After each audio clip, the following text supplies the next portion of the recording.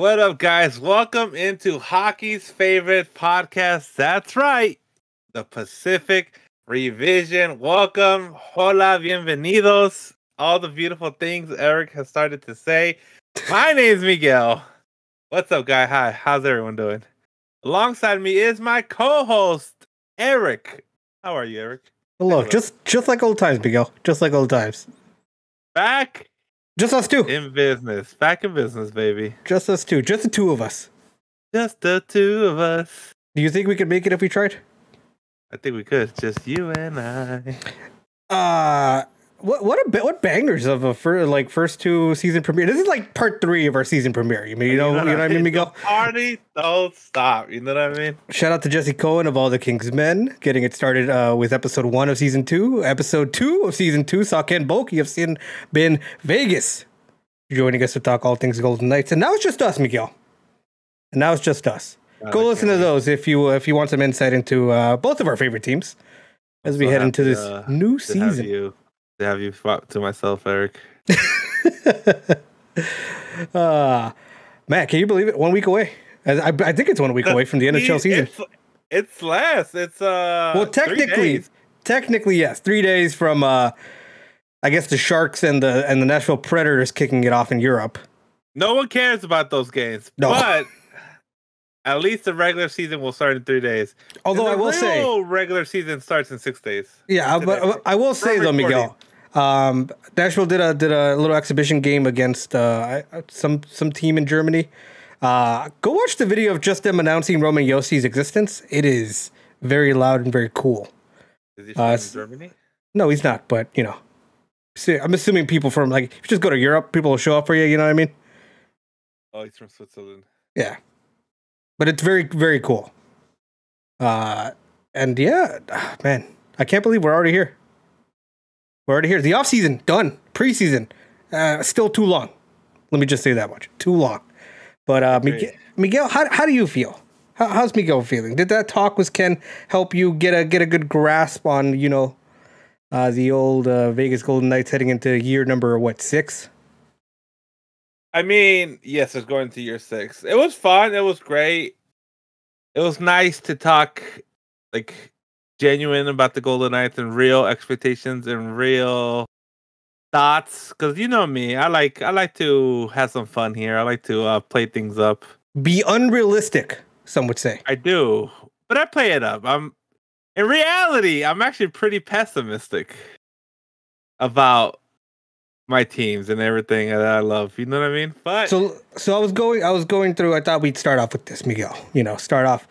I ended up looking up the top 5 storylines heading into the year. Yeah. In there, probably number 4, I think was on the list, was can the Vegas Golden Knight rebound? Because I still think the betting odds, and we know betting odds are a little wishy-washy, right? It's weird because it's partly, yes, professional people that analyze teams, players, games, and then they put what they believe is the true betting odds.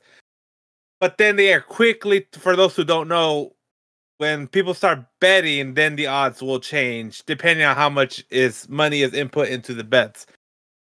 But while yes, it starts out at odds of what they think it's gonna be, what their professional opinion is, it gets swayed by the money at the end of the day. Yeah, so a lot of people, and I do think it is, have Vegas bouncing back, making the playoffs. Heading into the season, this is probably the most, what do we call it? For me, on the outside looking in, I'm not really afraid of Vegas. I'm not actually annoyed by it. They haven't really done nothing. They added Phil Kessel. They added Aiden Hill. Robin Leonard's gone. Nolan Patrick's not playing this year either. Matthias Janmark is in Edmonton. A lot of moving parts for you guys. Yes. But Jack Eichel, healthy, probably. And has looked great in the preseason. And I know it's just preseason, but he has looked great in the preseason. Him and Phil has been an instant connection in the preseason. Which kind of makes me it makes me kind of lose a little connection, I guess, to all of this stuff. Because I legit took a break from hockey during our little mini vacation, Miguel. And to come back to it and start analyzing everything in the NHL with free agency, all the signings, tradings, players on PTOs getting deals, players getting put on waivers now. There's a lot of movement. And honestly, with Vegas going into this, it's one of the. You can tell me Vegas would win the division. You can tell me Vegas would finish last in the division, and I'd be like, you can give me a reason to then believe, but like, no, that makes sense. Like in so many ways, this feels like year one Vegas going in, where there's a majority of the fan base that thinks they're going to be terrible and they're going to be bad. And not just fan base, I just meant in hockey in general, actually. But then there's that unknown factor. There is the unknown factor about this team. Like you said, if they were to win the Pacific, I'd be happy. And I wouldn't be all that shocked. But if they missed the playoffs, I wouldn't be that upset, and I wouldn't be that shocked either.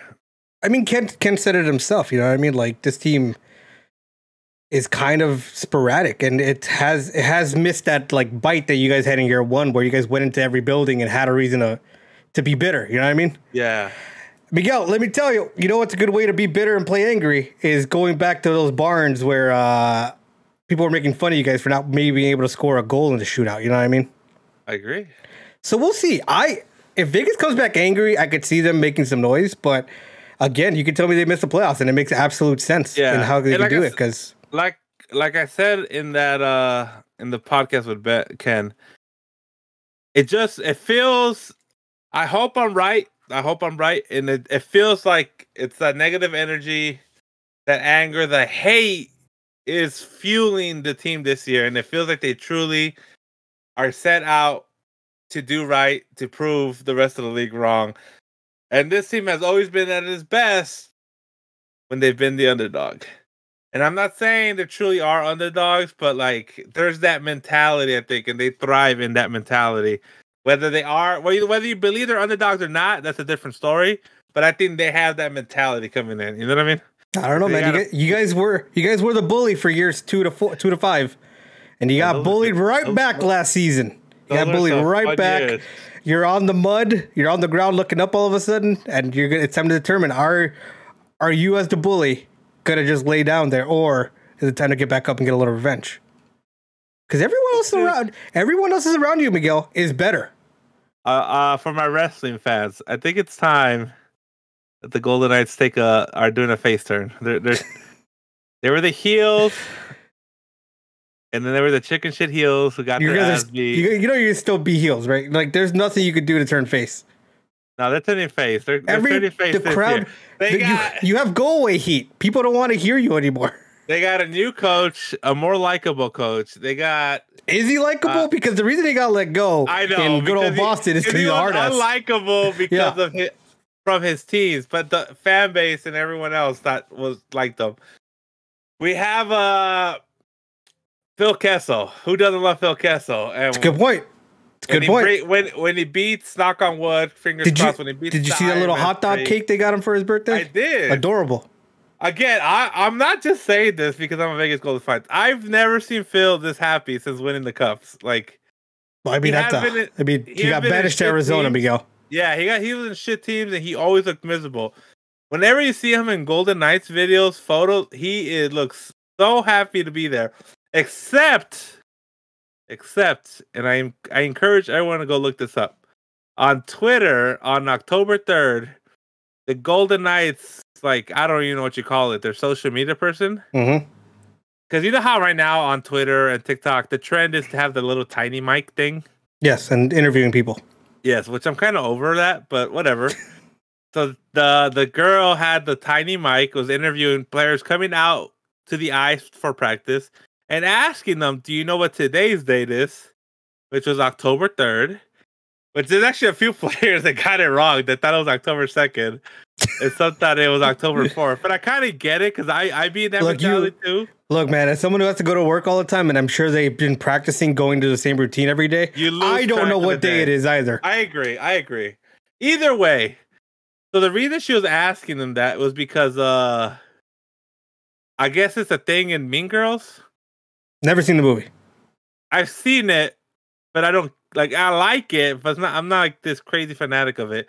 So on one of the scenes, it's like the guy asks the girl, "What's today's date?" She's like, "Oh, it's October 3rd." That's it. But Okay. but the fan base just every October 3rd It's the they day. have to. Yeah, it's the day. I think now it's officially National Mean Girls Day on October 3rd. All right. Good for the Mean Girls crowd. She was asking the players to see who, if any of them knew it. How many do you think knew it? Probably like -2. Literally, no one knew it. Yeah, no, God no. And then when she got to Phil Kessel looked so angry that she asked him what day it was. Like, it was just the funniest. Like, that's like the one and only time in Golden Knights I seen Phil looked angry. He's just trying to play hockey. I don't blame him. But either way, like I said, they're turning the face. So we got Phil Kessel. Everyone loves Phil Kessel. He's gonna break the Iron Man streak, and everyone's gonna love it. Hold on. You still could screw this up. Well, I mean, Kessel gets injured. You scratch him for no reason, or they scratch him. So either way, Phil Kessel's in. As much as I like Leonard's out for the season, so there's gonna be no controversy with Leonard. You got a young, very likable goalie named Logan Thompson, who, for the first time since Fleury, the entire fan base likes. Even the Fleury Hive loves Logan Thompson. He's just been the ultimate babyface here in Vegas. He has a lot of good publicity. He's been doing charity stuff here locally. Attending Las Vegas Aces games. Who brought the first professional sports title to Vegas. Exactly. So he's been doing all the right things. So the entire city fucking loves Logan Thompson, and they just want him to be successful. And fingers crossed he is. So, like, Vegas, and then Eichel's gonna have his career year. I could just feel it. So Vegas is primed and ready for a face turn. You're never gonna be the face. I'm sorry. It's not. It's not. Everyone hates you. We hate you. Sharks hate you. The Ducks hate you. Colorado hates you. Hashtag we're all Kings. Yeah, we're all Kings, baby. Yeah. What a fucking piece of shit. Fucking score a goal and goddamn shootout. Another team. That's just sad. When you are rooting, as a professional organization. Okay, don't pretend like the fucking Knights didn't do the exact same thing when we played Anaheim, and they're like, "Hey, Anaheim, do us a favor here, buddy." We'll give you back this. You guys did it. We did it jokingly after you. No, you did it first. You did it first. I don't think so. Jokingly, come on, come on, get out of here. Get out of here. Either way, you're right. Digressing, I know I went all over the place, but yeah, like I said, if they make the playoffs, I'm not surprised. If they miss the playoffs, I'm not surprised. It can go either way this year. Kings in 3. To see. Kings in 3 doesn't matter. Kings are the best. That's fine. Would you like to hear another top-notch storyline of this season upcoming? Yes. Patrick Kane watch. Actually, I guess you could also throw in Jonathan Taves watch also. I legit forgot that Chicago those two won out. Yeah. Well, I don't know if they won out, but they made the team so bad. Traded away Alex DeBrincat, didn't qualify Strome or Kubalik, let them walk for free. You take in Peter Mrazek. There is DeBrincat. By the way, there's been rumors that DeBrincat might have an extension in place soon in Ottawa. So good for Ottawa. Man, but Ottawa is primed and ready to be good again. But Patrick Kane and Jonathan Taves were like, you know what? We wanted to stay in Chicago, make us win eventually, and it hasn't happened. And now the new GM is in there saying everything sucks except for you two, but you guys have no move clause. So if you want to stay here, fine. But we're losing. We're going to tank hard for what? Connor Bedard, I guess. Yeah, but they didn't even. Chicago isn't even tanking right, in my opinion. No, I mean, now they traded away Kirby Dach also. Remember him? Topped, number 3 a couple years ago? No, I mean, they traded shit for a pick. But like I said, like, you're supposed to trade the older players and keep the youth. Yes. Yeah, but they traded away all the youth. And kept the older players. You got to feel for Seth Jones also, because you're not moving Seth Jones at all, making it like $9 million. So by the time you get all these young players drafted and they finally make the team, the old guys are old as shit or maybe even gone, and they don't have anyone to grow with, to learn from, where if you would have kept the young guys getting better, by the time the new young guys get in, the young guys are no longer the young guys, they're the semi-veterans, and they're helping out. They gotta rebuild the pool, Miguel. They gotta rebuild the pool. I know. It's all about timing. It's all about timing, and they burnt it to the ground except for those two. So Patrick Kane or Jonathan Taves needs to go somewhere. They both on their last year of their deal. Heavy rumors. So far you hear like Patrick Kane, maybe Edmonton at the trade deadline. Jonathan Taves maybe to Colorado since they need a 2C since Kadri left. Like, that's going to be... Chicago might be able to get a decent haul for Patrick Kane. I don't think they get anything, basically, for fucking Jonathan Taves, because if you cut their contracts in half, if you retain half, that is still $5 million. And what did we learn this free agency, Miguel? Nobody has money, just like us. Nobody has money. Not for what, 2 more years? What is it? It's gonna go up $1 million next year for the cap, and then you'll see the big jump in like 2 to 3 years, which might be like around 6 or 5. Should be 90 in like 5 years. So hell of a jump. But trying to figure out where these two goes, I think that'll be super interesting. I think it's one of those trades that happens maybe a month before the deadline, where teams try to get ahead of it a little bit, get a little more time to develop a little more chemistry. But I do think both of them gotta. I mean, I don't know why you're going to stick around there another year and just, I don't know, be sad and miserable in Chicago. Like I said, just Chicago can't do anything right. Is that enough about Chicago? Yeah, I'm done talking about Chicago. So let's move on then. From potential moves to someone who definitely moved, Johnny Gaudreau went to Columbus. Remember when that happened 80 years ago? Hockey. Yeah, literally. So, funny quick story. Go ahead.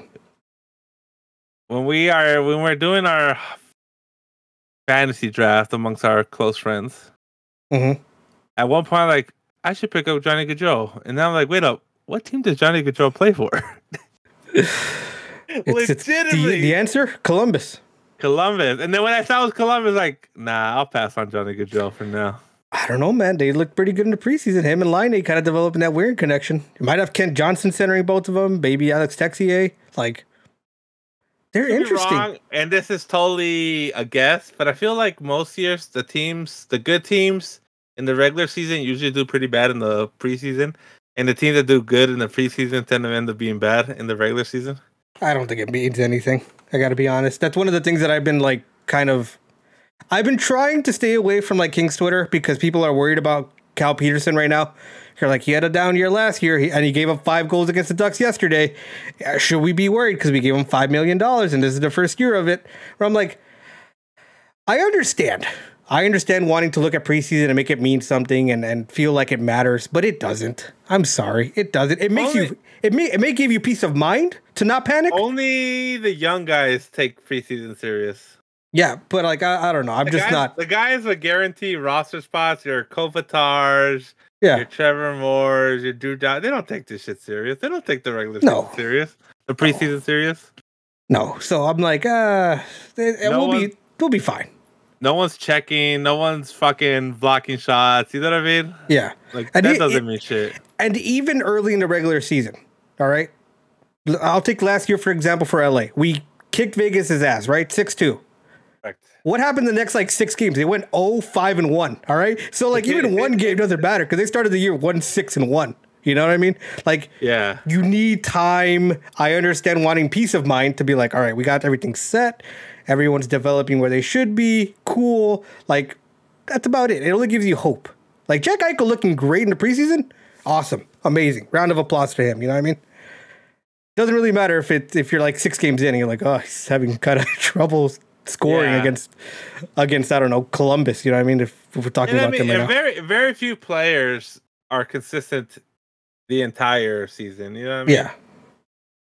And especially the guys like Patrick Laine who are pure goal scorers. They'll go through that dry spell of not scoring for 20 games, but then score 15 and 12 or something like that. And that's exactly what I was gonna say. But and same thing with Ovechkin. He'll go 5-6 without scoring one, and then he'll have fucking back-to-back 2-3 goal nights, and then it's kind of like, oh, how did this 80,000-year-old Russian score 50 goals again for the 80th time? I tell myself this is a year he declines and he never does. You know what I mean? Oh man, he's so good. But honestly, was Johnny Gaudreau going to Columbus?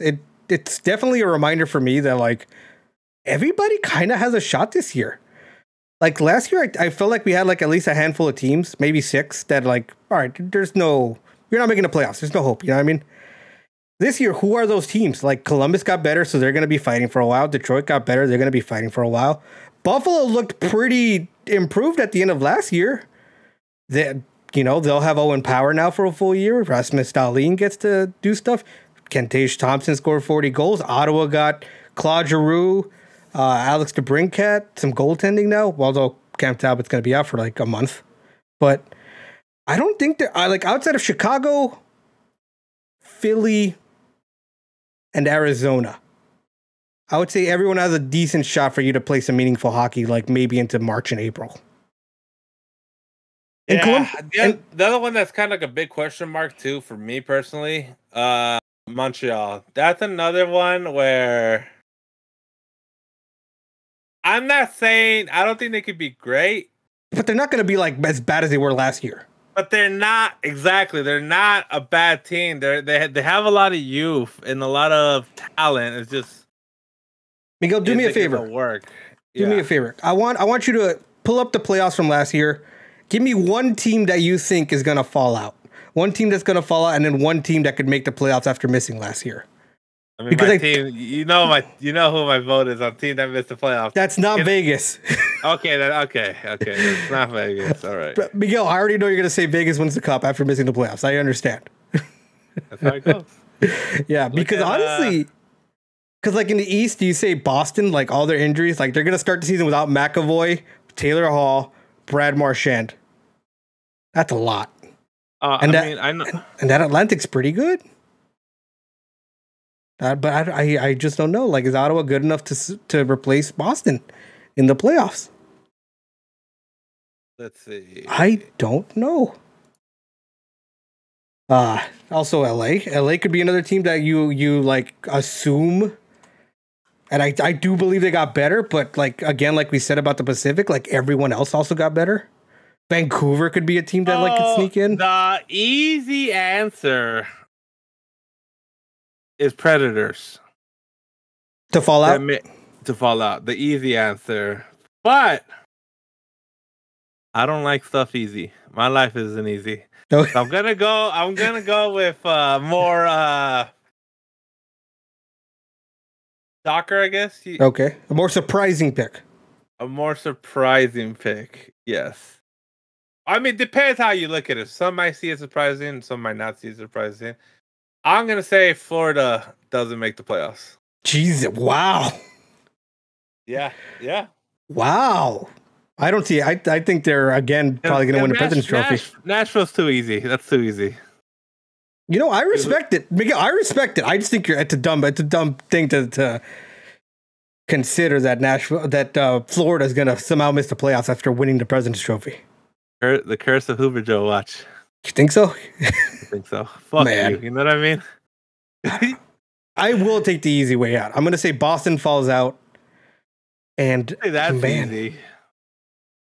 But who do I want them to replace? Do I believe in Johnny Gaudreau and the Columbus Blue Jackets to make a playoff push? Ottawa is also interesting, but I feel like they're a year away. Oh, man. And for surprise to make it in. By the way, do we think New York, the Islanders, are a fluke? Or are they who they were last year? And that's just it. Because they have a new coach. They have a new coach and everything. Islanders are not making the playoffs. They also gave Matt Barzal like over $9 million, which is a lot of money for a guy who's only scored 80 points one time. For 8 years. But again, that is the price you pay to keep your guy in a small market. You just got to overpay. Look at Zach Werenski in Columbus. Let's see. I'll be a coward. I'll say Boston falls out. Ottawa goes in. I think that makes sense. But I do like Columbus. I want Columbus to make the playoffs. I'm going to say Florida falls out. And I'm going to go with you. I think Ottawa gets in. Yeah. I think Ottawa gets in. They're at least going to be fun to watch. For sure. Watch them be dead last again. Yeah. In the vein of this, in this article that I was reading, is this the year that finally either Washington was Ovechkin, Pittsburgh was Crosby and Malkin, or Boston was Bergeron and Krejci coming back, both signing one-year deals? Will one of them finally fall off and miss the playoffs? So originally I was actually going to say Pittsburgh. I've been wrong about Pittsburgh missing the playoffs the last 2 years. Like that actually was going to be my original pick before Florida, but then I felt like getting crazy. You know what I mean? Yeah. I don't know, man. I could see man, every time I've been very negative on the Capitals. I've been very negative on Pittsburgh, and well, Boston is Boston. I feel like they're a machine also, but this is kind of their last year before everything kind of goes to, I don't know, like to a new regime, I guess, or a new chapter in Boston Bruins hockey, because Bergeron only came back for a year, has a bunch of bonuses. Krejci only came back for a year, has a bunch of bonuses, and everyone else is like, you know, Marchand's going to be closer to 35 than he is 30. And you have David Pastrnak, who you could get a lot for if you want to trade him and try to start rebuilding. Yeah. I don't know. Out of those three, like I said, Boston. I think Boston, but do you think anyone else has a good shot between Washington, Pittsburgh, and Boston? I think Pittsburgh. I think if I had to choose between the three, I think it's Pittsburgh's falling out. And then the last bit, Miguel. Do we think the Colorado Avalanche can repeat? It's tough. I'm gonna say no. Say no. Who's in that level for you in terms of cup contenders this year? Because Colorado has to be there, Tampa has to be there, but who else? My thing is, I'm not saying Tampa is not a cup contender, but I don't think they've made the finals 3 times in a row, so I feel like by default they have to be there. No, but I think they're finally gonna get a drop off. But by drop off, I mean they go from making the finals to probably going out in the conference finals. Yeah, exactly. So it's not like I'm not saying it's a big drop off. I'm not saying they're significantly worse, but I'm saying they're older. I just feel like I think they're done at the top. Colorado, I still think Colorado is the number 1 team. Yeah, they have to be. And it's not even close. New goalie, though. And that's always tricky. But I don't know. I just got a funny feeling. I don't think they're going to... Not only do I not think they're going to repeat, I think they're going to be like a second-round knockout. Like, I don't even think they're going to make it to the conference final. Wow. A way too early prediction, but it's my thoughts. I don't know. I think Colorado's good enough to repeat, and until something else happens, like... I think they're going to be one of those teams that has a hardcore... what's it called? Disappointment? Cup hangover. You know what I mean? Man, I don't know. Like, the goal for me, it's goalie. Darcy Kemper's gone. You bring in Alexander Georgiev, who didn't have the best year, but he also played behind Shesterkin, which, you know, has its own challenges, I guess, because Shesterkin is probably the best goalie right now. Maybe Andre Vasilevsky's number 2 right now, but, like, Shesterkin's going to be great for a bunch of years now. And is Colorado good enough in front of him that he can? It doesn't matter who you put in net behind him. You know what I mean? Like, they swept basically the Oilers with just Pablo Francouz. You know what I mean?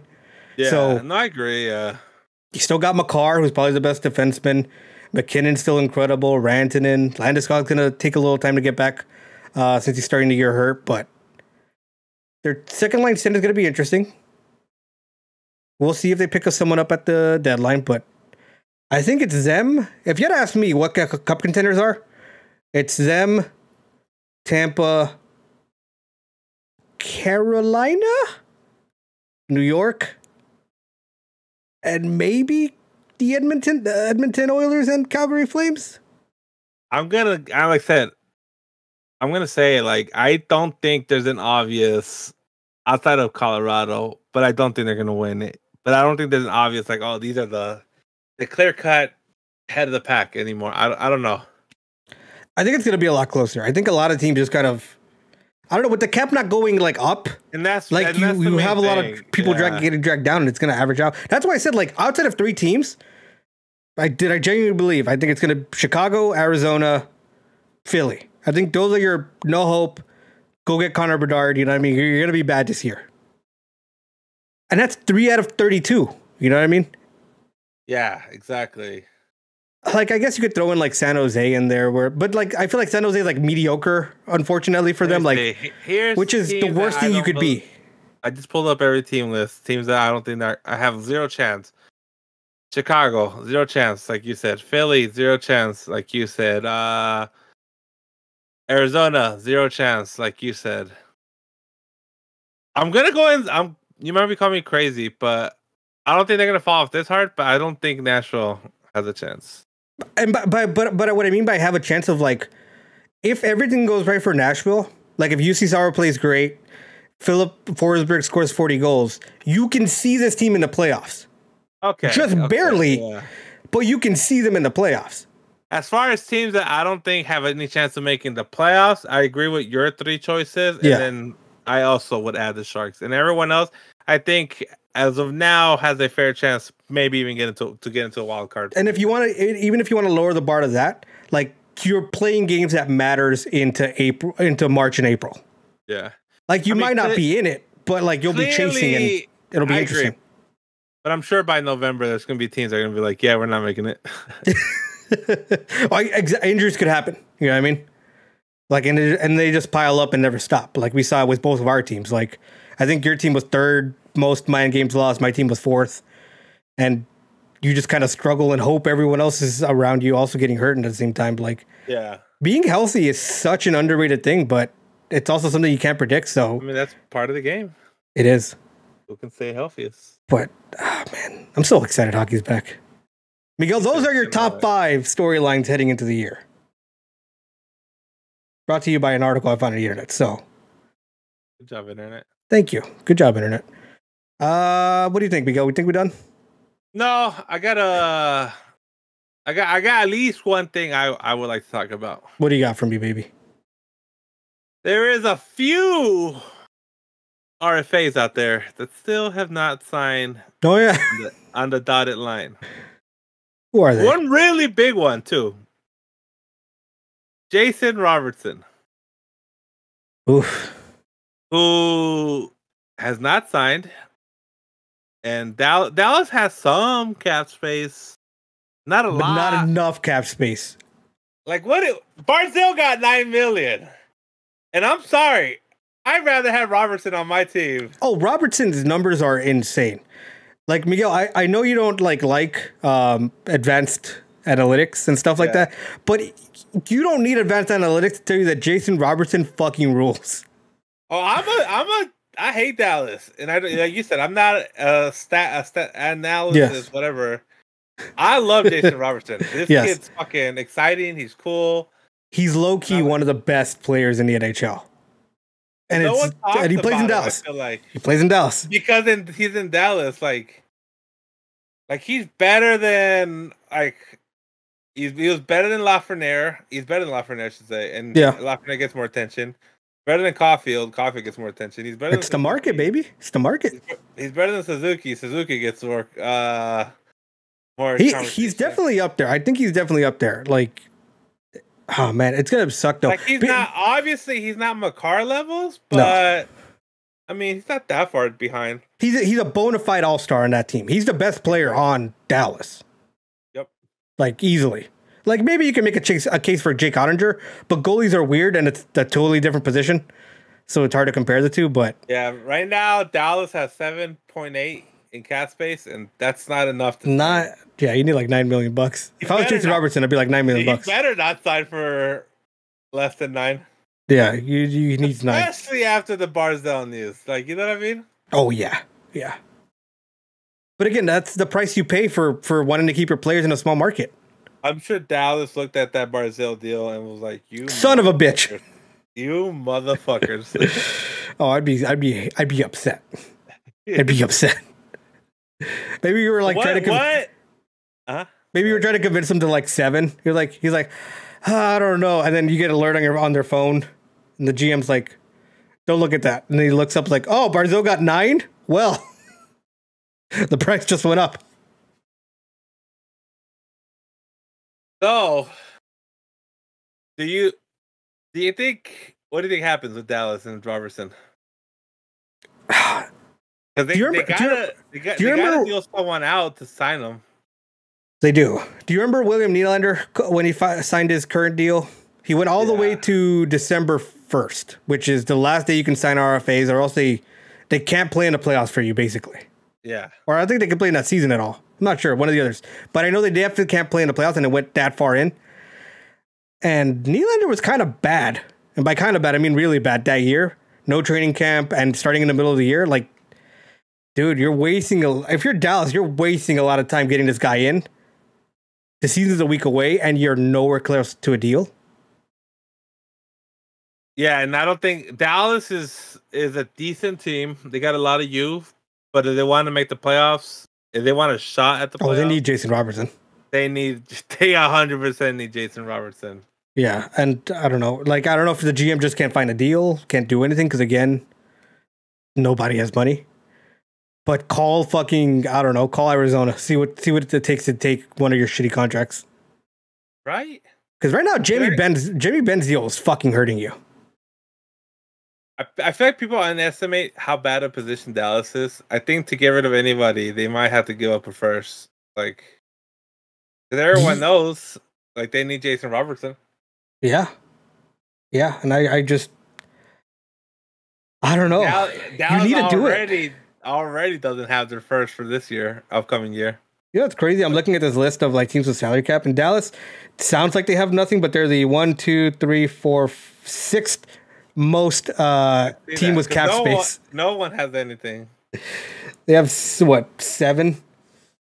You have Buffalo Sabres is 20 million.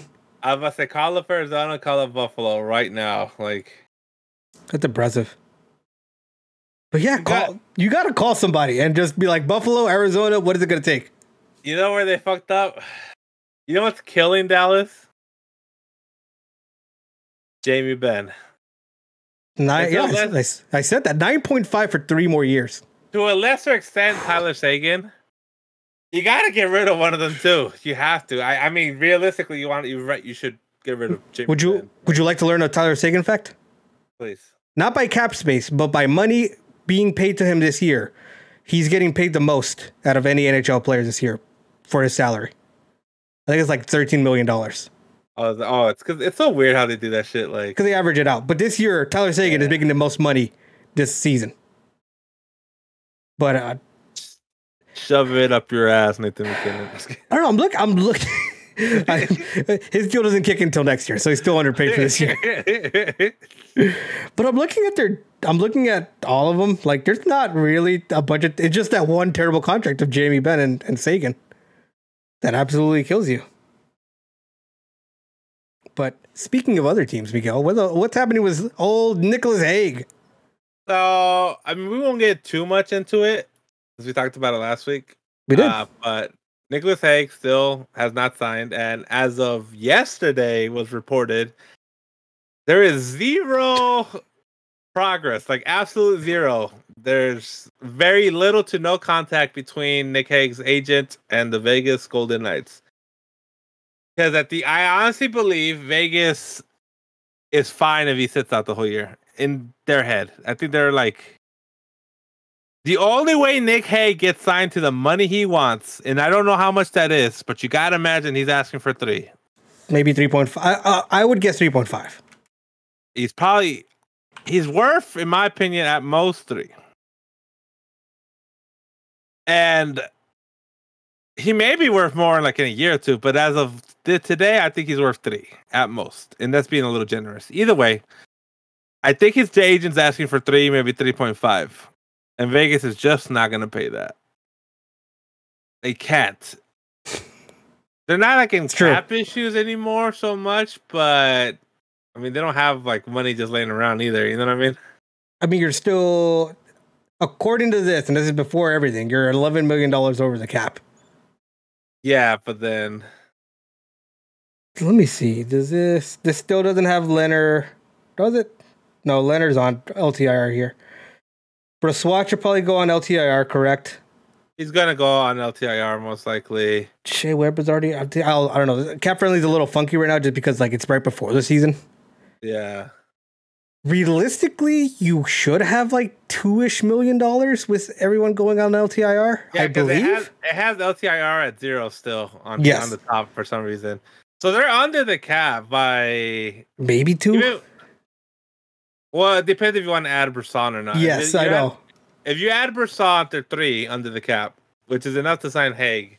But I think, I'm not saying the Vegas Golden Knights defensive depth is crazy deep, but it's deep enough where you don't necessarily absolutely need Hague there. You know what I mean?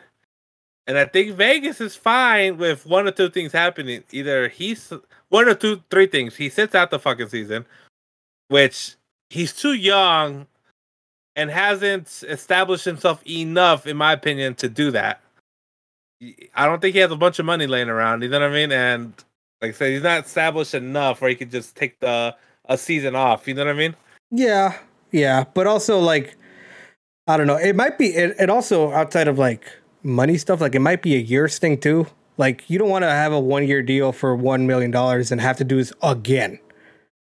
And that might be the other thing, because maybe I'm sure Vegas probably wants longer term on him, and he probably maybe if he's getting lesser, obviously he's gonna want a short term, even a bridge. Can I make this about myself then? Yes. So the Kings had to sign two RFAs defensemen as well. We had to sign Sean Durzi, who got 1.7 for 2 years, and Mikey Anderson, who got signed for 1 by 1. And Mikey Anderson probably would have made just a little more than what you're telling me Nicholas Hague should make. You know, that 3 to 3.5, maybe 4, but 3.5 probably was like what I projected most of the time. Yeah. And he took a 1-year deal to help out the Kings. The theory is, and Jesse has said this on all the Kingsmen as well, the theory is that the relationship between Rob Blake, the GM, and the players allowed for trust to happen. So he's signing a 1-year deal for $1 million to help the team out. Do you think that the opposite is happening here in Vegas, where no one trusts Kelly McCrimmon and the job he's doing? So that's why they're not willing to cut him a break. That's very possible. And maybe it's not even the players that don't trust him. It's the agents. That also could be it. Nick, we're not fucking taking this deal. You know what I mean? Like, yeah. And like Sin Bin said last week that for his agent, Nick is the biggest player he has under his. Then you can't fuck that up. You can't fuck that up. You cannot fuck that up if you want more players. But yes, that was my first scenario. Second scenario, which is a scenario Vegas wants, is he caves and he signs for as little as they offered him. Or option 3, someone gets hurt very early on, like within the first fucking week of the season, and they have to go on LTIR, and boom, there you have it. There's Nick Hague's contract that he wants. You know what I mean? Yeah. Yeah, and I think also lefty, I think kind of hurts his case a little bit, because lefty is a lot more, I don't want to say easier to find, but it's less stressful than trying to find a right-handed defenseman or a defenseman who can play on the right side. You know what I mean? Yeah. So I don't know, man. Like, these RFAs are always super interesting because, yeah, no team's gonna offer sheet them, especially not this year. No one has money, and I think for sure, if there was money, teams would have offered sheeted Nick Hague because he's young and he's good. I don't know. And Vegas is in a corner where if someone offer sheet him, I think Vegas would have to let him go. We always say like teams should offer sheet more, but like no one does.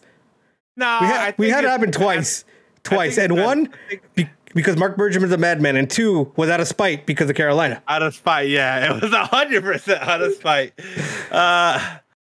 I mean, in my opinion, I know it's part of the game, it's part of business, but I think it's bad business to offer sheet. I think it's.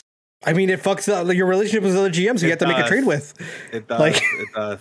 Because it doesn't just fuck up your relationship with the team you offer sheeted it. Mm-hmm. And other teams are gonna see that like, oh, I don't fucking trust them. You know what I mean? Nah. Fuck this guy. I'm not gonna help him. Exactly. And then that just ruins your thing. And then you have to worry about getting offer sheeted. Look at what happened to fucking Montreal.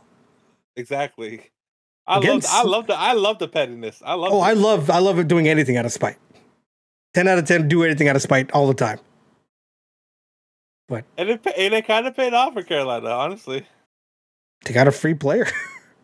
And it's kind of the same thing. Handshake deal. You overpay him, and then you can have a more reasonable deal for a lot longer.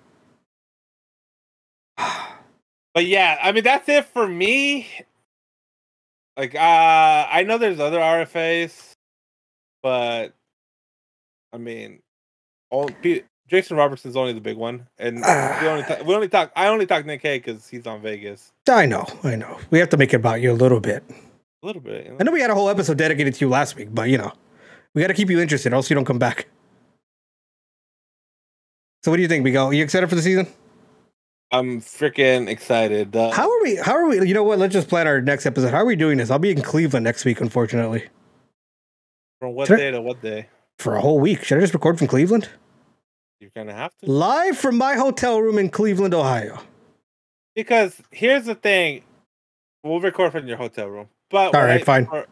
For my excitement, real quick. Can we do? Hold on. Can I? If I take my stuff, can we do a post game for game 1? Just like 10 minutes. Just like 10 minutes. Do it for your old Eric, who's going to be away in a hotel room. What time is that game? 7 o'clock, isn't it? 7:30. Fuck. Just 10 minutes. 10 minutes. Do it for your old pal who will be stuck in Cleveland. Okay. I'm probably gonna have to do it like on my phone outside. That's fine. That's fine. I'll add it on to next week's podcast. I'm mad of many talents. We'll do it. All right, send us to the regular season, Miguel. All right, everybody. This is the end of the season 2 preseason training camp. Over. It's over. We're ready. We're warmed up, and we can't wait for the regular. Next podcast counts. You know what I mean? It's true. Either way, this is the Pacific Revision. My name's Miguel. You can find me all over the internet at Miguel Kicks and on YouTube Collectors Live. A bit of a hiatus at the moment, but I'll be back real soon on there.